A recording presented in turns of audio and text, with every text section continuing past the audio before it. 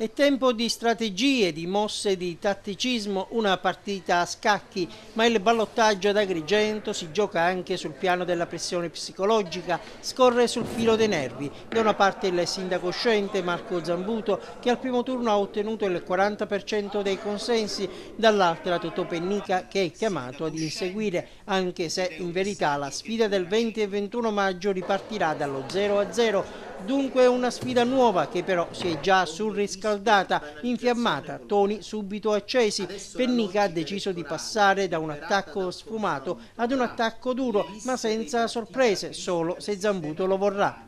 Invece che parlare dei programmi, parla di argomenti che non hanno nulla a che fare con la politica locale. Perché? Perché teme il confronto con il candidato antagonista che sono io, ed io voglio il confronto con lui sulla visione di Agrigento. Io non voglio parlare con lui di ciò che lui pensa di Alfano, o di ciò che lui pensa di Di Mauro, o di ciò che lui pensa di Casini, o di ciò che lui pensa di La Russa. Come è giusto che io non debba parlare con lui delle consulenze di La Russa e degli interessi sul piano regolatore generale di La Russa. Agli agrigentini di questo non gli interessa niente. Se Zambuto non teme il confronto, venga in televisione e facciamo viso contro viso, candidato contro candidato. Ormai non ci sono più le liste.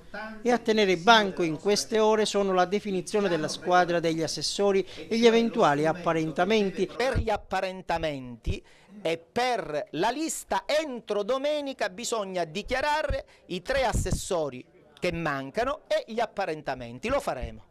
E ieri sera voci insistenti parlavano di un possibile azzeramento dei 3 assessori designati al primo turno da Pennica proprio per disinnescare gli attacchi ai partiti. E intanto nell'appartamento di fronte al comitato elettorale di Epolis in via Giovanni XXIII, nella segreteria politica del leader dell'MPA Roberto Di Mauro, quasi in concomitanza con la conferenza stampa di Pennica, attorno ad un tavolo, oltre al padrone di casa, si sono trovati Luigi Gentile, Angelo Capodicasa, Giacomo Di Benedetto, Emilio Messana, i rappresentanti dei partiti che hanno appoggiato Mariella Lobello, anche lei presente. All'uscita nessuna dichiarazione ufficiale, solo mezze frasi. Stiamo vedendo, stiamo lavorando. Qualcuno è andato un po' oltre. L'apparentamento con Pennica è possibile. Oggi altri incontri, altre trattative. L'ostacolo principale, spiegare la coabitazione con il PDL di Alfano.